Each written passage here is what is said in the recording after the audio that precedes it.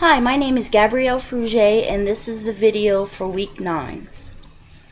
Hi, Amanda. How are you today? I'm good. How are you? Good. I was taking a look at your treatment plan, and I think that you've made some tremendous progress in your self-esteem. Um, can you think of any examples of how you might think your self-esteem has gotten a little better? Um, well, I think I'm looking at the divorce as a little less of like it's not so much my fault anymore. It's both of our faults, and it's I'm not blaming myself so much for it. But I think a lot of it is because David's starting to come around and act like he's part of the family again. So, And what do you think's changed about that? about David, Mm-hmm. I think maybe he's just seeing that, you know, he doesn't really have a choice but to try and move past it, because his dad obviously is not going to come around, and Mm-hmm. um, you know, I think he's just realizing that the people that are here are really here for him. And how would you say your progress with the communication between your ex-husband has been? Well, we haven't really talked much. He just doesn't even try, really. So I've kind of got a defeated attitude. It's like if he calls, he's not really worth my energy anymore. I think that's a good way to look at it. Yeah. Do you feel that the way your self-esteem is now, do you feel that that's given you more confidence in finding a job or going back to school?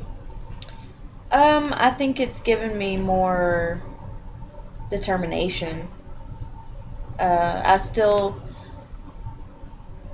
maybe more confidence with school, but as far as the job thing goes, I don't think I'll have full confidence until I'm either in a job and I gain some experience, or I finish school and I have credentials. Confidence kind of comes with that territory for me. Yeah. I would think. And how would you say that your self-esteem is as far as your outer appearance is? Because I know you were having some issues with that. I don't really focus on it as much anymore. I mean, I'm busier now with school fixing to start, and the kids are starting to get sports.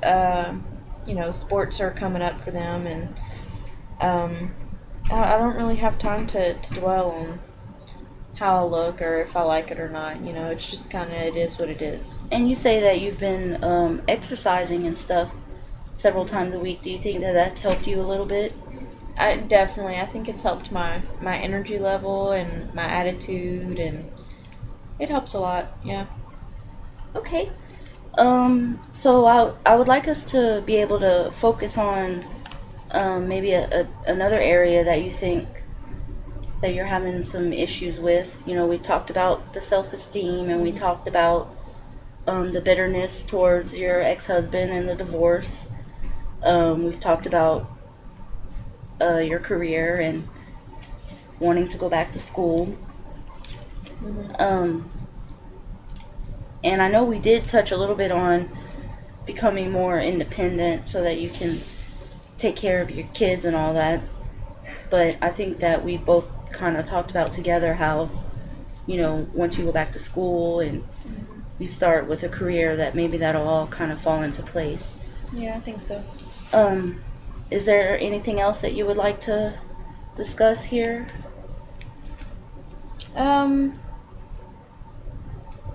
I don't think so. I mean, those were the main issues I was having, that I was just having a hard time getting past, you know. Mm-hmm. But right now it looks like everything's, if I can finally say and feel like everything's going to be okay. And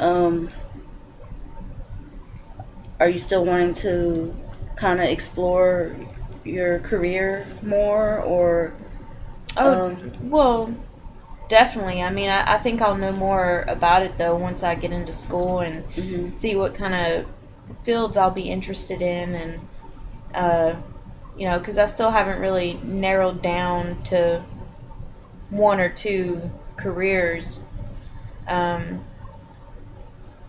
I kind of have an idea of what I'd like to do, but once I take certain classes and I see what I'm good at and what I really find a passion in, I think that'll help. Okay.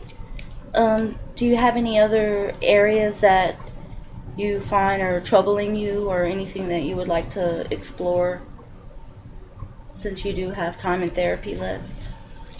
Um, I don't know.